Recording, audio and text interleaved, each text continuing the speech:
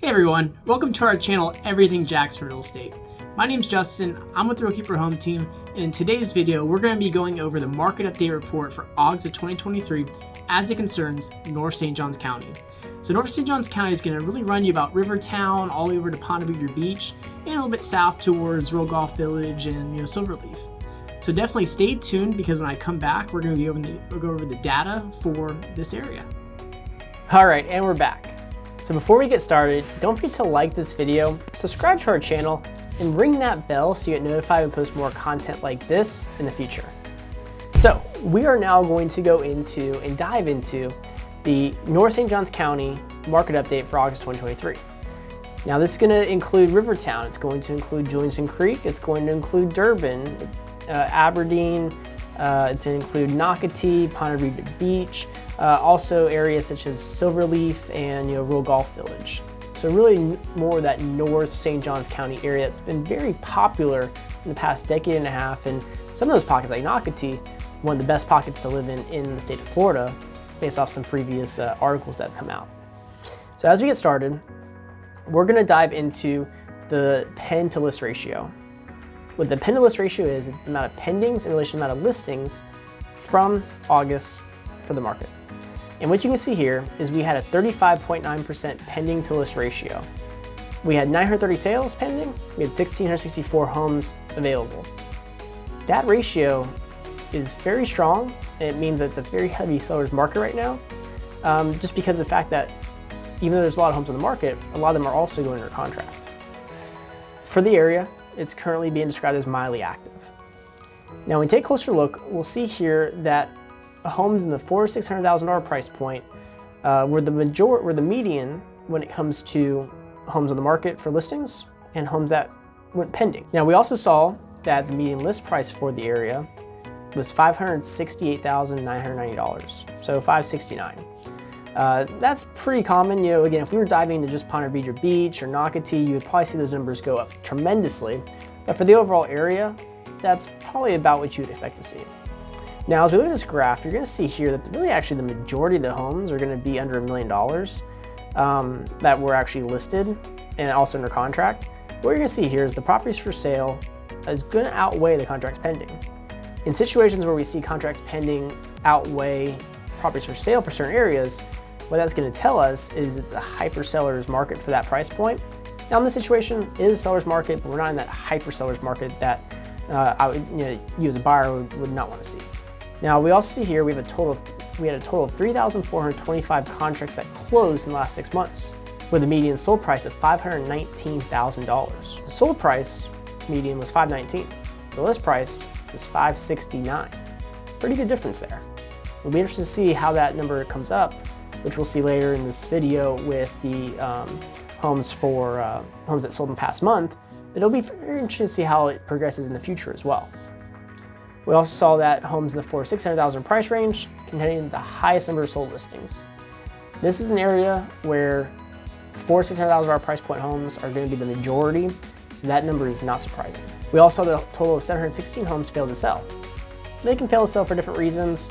Sometimes it's due to price, sometimes it's due to condition, sometimes it's just due to marketing by the realtor, maybe some bad photography. Sometimes it's just the seller decides they just don't want to sell anymore, they don't have to sell anymore. Maybe a reason they were selling changed. Now as we look at this graph here, this measures median days on market. So what you can see here with median days on market is for homes that were still active on the market at the end of August, they had a median days on market of 56 days. Now how does that compare to the 6 months and the 1 month timeframes? So homes that sold in the last 6 months, they were only on the market for 37 days. It's a big difference. So homes that are failing to sell, might be a reason for it, but they are taking longer to sell because of that reason. And again, it can be many different reasons. Now when we look at homes that sold in the last month, we see here that the median days on market was 38 days. So for this area, we're actually seeing the days on market is slightly increasing in the 1 month time frame relative to the 6 month time frame. And we're also seeing that homes that actually sold in the past 6 months, the median was 519, past month, 490. So that's gonna be really good to monitor as we go further into this year, because we're gonna go into a slower time typically with the last quarter of the year. But what we're seeing is, and again, part of it can be because of certain inventory that hits the market at different times. What we're seeing is prices are actually coming down a little bit, and homes are staying in the market a little bit longer as of recent. Now we're also gonna see here the median listed sales ratio for the area, which is 98%. 90% is a good number.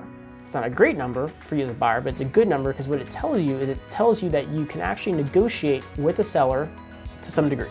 I've been doing these market update videos for a little while now. I can tell you since COVID, you really haven't seen that number below 97. So at 98, that's a really good ability to be able to say, okay, if a seller's trying to get, for every 100,000 they're trying to get, I can get 2,000 off that price.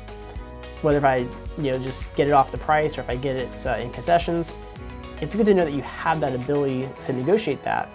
And that is an average. Some houses you'll be able to get more. Some houses, if they're really good, maybe you won't be able to get any at all. But the lower that number goes, that percentage, the better it is for you as a buyer. And then, the tougher it may be for you as a seller. Now, we also saw here that the absorption rate for the area the past 6 months was 2.9 months of inventory. That's actually good for buyers. The higher that absorption rate goes, the better it is for you as a buyer. And so at 2.9 months, it just pretty much states that if in 2.9 months, no new homes hit the market, we'd be out of homes to sell because all the ones that are on the market would sell. To give you an idea, equilibrium market would be 6 months where it's not a buyer's market or not a seller's market. What we saw in the recession, we saw that 12 months or more. So at 3 months, 2.9, it's still pretty good, seller's market, just not as good as it was. Now we're also gonna look at these two graphs down here. And again, don't worry about September. September numbers are not finalized yet as we're in September currently. But as you'll see here, in August, we actually saw prices tick back up in relation for median sold price in relation to July, June, and May. So we saw that the prices in August were actually less than the prices for past 6 months. What that's referring to is that's referring to the fact that earlier this year, we actually saw prices higher, which skewed the data. Because the last couple months have actually been less than August. Now what we see for median days on market is we see here that in August, our days on market went down a little bit less than July, but overall still, again, at that 30, 36, 37, 39 days on the market. Lastly, we're gonna look at this table down here. This table is gonna measure, in essence, the absorption rate as it concerns different price points. And what you're gonna see is if you're under 600,000, you're gonna be in a hyper seller's market, because there's not gonna be a lot of inventory. There's gonna be a lot of other buyers with demand for that area, for that price point, just like yourself.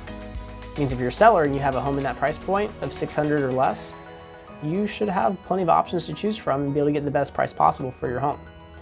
Now, as you go higher in price, 6 to 8, 8 to a million, million to 1.2, you do see that it starts to go more orange, less red, which just tells us that it's still gonna be a good seller's market, but you're gonna have to negotiate a little bit more. You're gonna have to come a buyer's way a little bit more as a seller to be able to get your home sold. So that's gonna wrap it up for this video for the North St. Johns County market update for August. If you have any questions as far as any of the data that I went over, or if you have any questions as far as what I can help you with finding the right home in the right location here in North St. Johns County, don't hesitate. My contact information is down below. Feel free to reach out on my Calendly, which is also, I have a link to that down below as well. Schedule a time on my calendar for us to get together, 30 to 45 minutes to go over what you're looking for here in North St. Johns County, whether if you're relocating here or if you live here currently. I love to help and I love to be a good resource for you as you make your move here to find the right fit for you and your family. So until next time, I'll see you guys in the next video.